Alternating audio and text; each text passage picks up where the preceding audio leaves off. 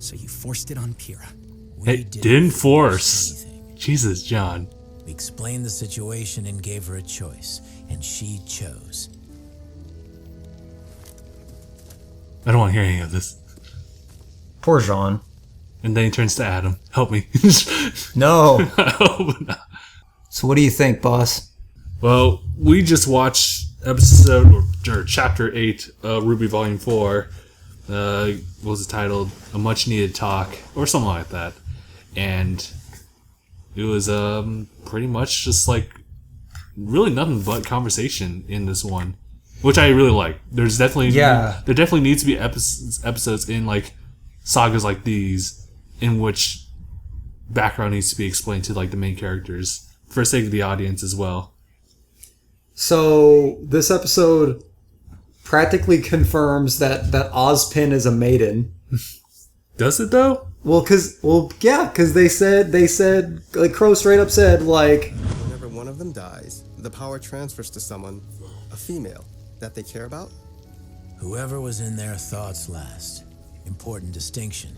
Oh, right, you're right. And so they just inherit the maiden's powers. So it seems as if Ozpin had inherited it from someone, and then is now passing it on to that boy. But now, like the question. Because that's what Qrow said. He said that they share like the whole thing, like body and soul, and they become one and the same, which is exactly what's going on with that kid. Right. But then I have to wonder, like, why that kid, though? Because clearly the kid doesn't know Ozpin. So just like, alright, so how did Ozpin go into planning out, like, him being the chosen? Maybe. Yeah. So now that's true. Maybe, I don't know. I ain't got an answer for that. But, like, the situation sounds very similar. I don't know. I did want to say, like, before I even watched this episode, I wanted to, like, call that maybe, like, all Team RWBY would, like, possess the maiden's powers at some point. I would say it's very much so possible for Weiss right now. Oh, Yeah, I'm thinking Weiss. Mm-hmm. Because, like, her sister's name in Winter is way too convenient. And if they've been playing this, like, ahead of time... Oh my god, that's what I'm thinking. Like, because Winter and Weiss already have something of a rocky relationship. Yeah. Just slightly. And what if, like, Weiss, like, finally proves herself to her sister, and then, like, Winter goes out in combat and then passes on the maiden's abilities to Weiss after Weiss has already become really strong. Right. So I can see that happening with Weiss. I just don't know about the other four. It's a conspiracy theory that's in the makings right now. I'm still betting on RWBY becoming the Summer Maiden. I think so too. Like, if she's not already. Right. Yeah. And then you have to also wonder about the Silver Eyes. Is that something like completely like different from like the Maiden's powers? Is it like just a really rare heredity trait that maybe she got from her mom? Or is it actually like part of the Maiden's power? I don't know. The Silver Eye seems something else entirely. Right. Because like Qrow's definitely made it a point to like cover that separate from everything. Yeah. Saying that like the only reason that like Ruby's being targeted is because of the fact that she used her silver eyes. It's not because she's like a maiden or something, if that was the case. Yeah, I mean, I wonder what it is though. Like maybe they're like descendants of like that first like god, the god of light or whatever. Mm-hmm. Yeah, you know, I need to. Interesting thing about Qrow's semblance. That's kind of tragic. It's always there, whether I like it or not. I bring misfortune. Jeez. Oh my god. I guess you could call me a bad luck charm. Yeah. Because, like, you would probably just think, like, oh, he just transforms into a crow. And that's it. And, yeah, he does. But if it, like, creates, like, some weird supernatural phenomenon, it makes me wonder, is his semblance, like, connected to Summer's death? Comes in real handy when I'm fighting an enemy. But it makes it a little hard on friends. And family. That shit sucks. Oh my god. Ooh.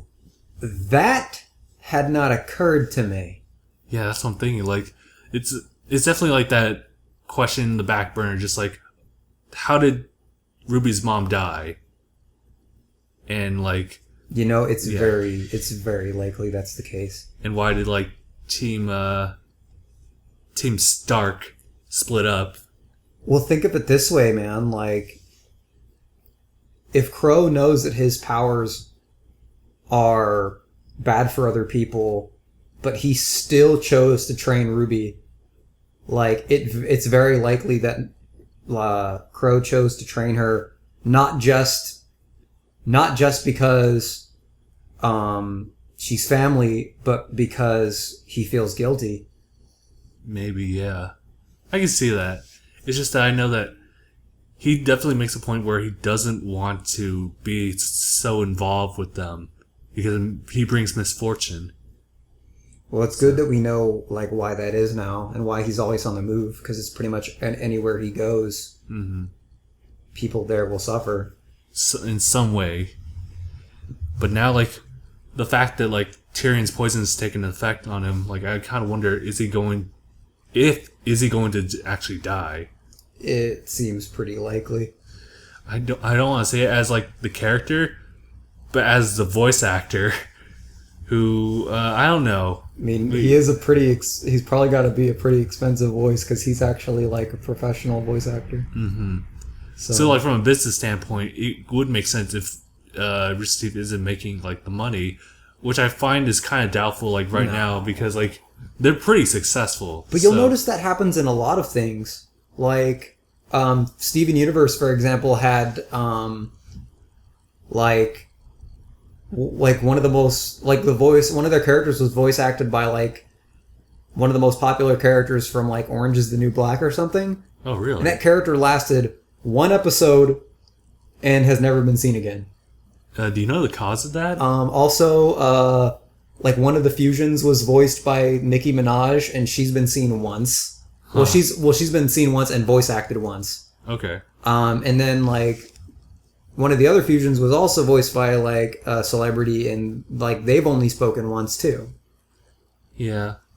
Although, like, series like that would have to come up with a good reason why that character, that voice actor, would have to leave. That's very true. I mean, if Qrow does, like, perish as a result of Tyrion, I mean, I'll be upset because it's, like, my favorite character. Yeah. But I can understand why they do it. Mm-hmm. And it's better that he goes now than stays and becomes wasted on the show. Oh my god, yeah. Characters do well whenever they enter, do their thing, and then leave. Yeah. And then they don't really have too much of a purpose later on, so they're just kind of there. And they don't really get that good amount of spotlight for the, like, overall portion of their entire appearance in a series. It would be definitely tragic to see Qrow go away, but I would understand, again, why they would do that, especially as, like, a key motive as to, like, it's a maturity of our characters, because, like, again, this is going to be a long-running series if they continue to carry Monty's wish.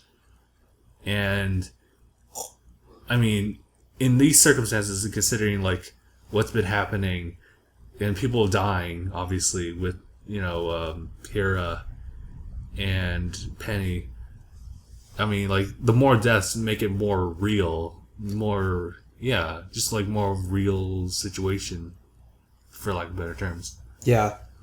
So, if Qrow were to go, he's, like, definitely, like, probably one of the best fighters I've seen in the show. Then it would give more incentive, like, okay, we need to figure something out. Well, it does make sense that, like, since Qrow is Ruby's mentor, that at some point, especially since his character is, like, closely tied to misfortune, it would make sense that he would, like, die in order to basically pass the torch on to Ruby.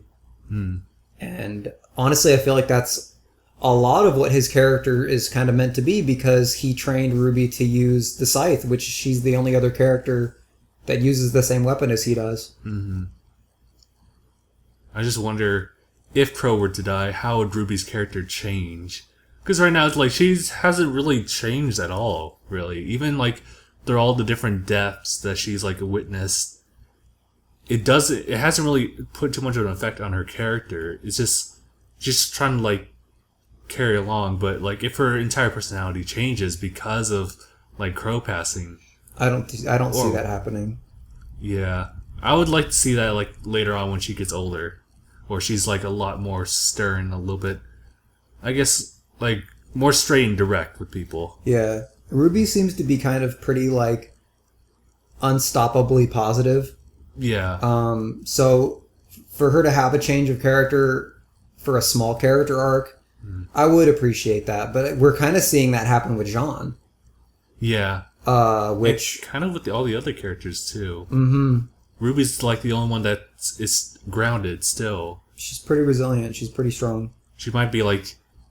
She might, in a way, like, resemble, like, the core audience, or any type of audience who is into a show, but see these massive changes that they're not really happy about. So, we're, I guess, like, we're vicariously, like, living with RWBY, within RWBY, in the fact that she's being exposed to all these different things, and we're just as confused as she is. That's true, and that's, like, actually, like, a very good technique for writing, is to...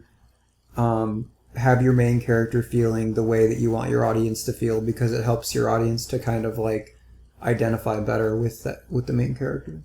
Mm-hmm. Super cool. And it was like, as far as Blake's adventures in Menagerie goes, I'm willing to bet that White Fang person is going to be like not threatening. Yeah? I bet it's going to be like a cutesy character. Like they're just throwing us a loop. They're going to go after it, and Sun's going to be like, White Fang's evil, blah blah blah. I'm a man on a mission. And then they like take the mask off. It's just like some like cute chick, and she's like completely impossible. And so like it's just neon. Okay, wait, can you imagine? No, it can't be. Well, no. Not neon, but like what if it was Neo? What if it's Neo? But that would raise more questions like, why is she in the White Fang? Because she's not a Faunus, question mark? She's affiliated with Roman, who is affiliated with the White Fang. But he's not a Faunus either. I know. Yeah. But they were still in cahoots with the White Fang. Yeah. So, I'm just still thinking that Neo is just somewhere in the air. She's floating around on an umbrella. For how many months? Like 6, 8 months? Goodness gracious. She just randomly, like, in the middle of a fight, she just randomly crashes to the ground and just starts massacring people. I can imagine. It's like, I have no allegiance to anyone now. Yeah.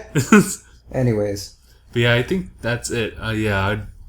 Again, right now, I'm looking forward to, like, Gang and Weiss's, like, development. So we'll definitely see, well, not definitely, maybe. But I think there's going to be more attention to Qrow right now because of the injury. We're going to have to see what happens. Good lord. I really don't hope. I hope they didn't just die right there, because that was very abrupt. Like, I couldn't imagine it. I feel like they would have made it maybe a little bit more dramatic. Yeah. But then again, I mean, I don't know. Like, the best death scenes are the death scenes where you go, wait just a fucking second. Did they just die? Like, spoiler alert, but like Kamina and Gurren Lagann, like when he died, everyone's first reaction is, wait, what the fuck? Like, because it was just so abrupt. It's like, just later, buddy.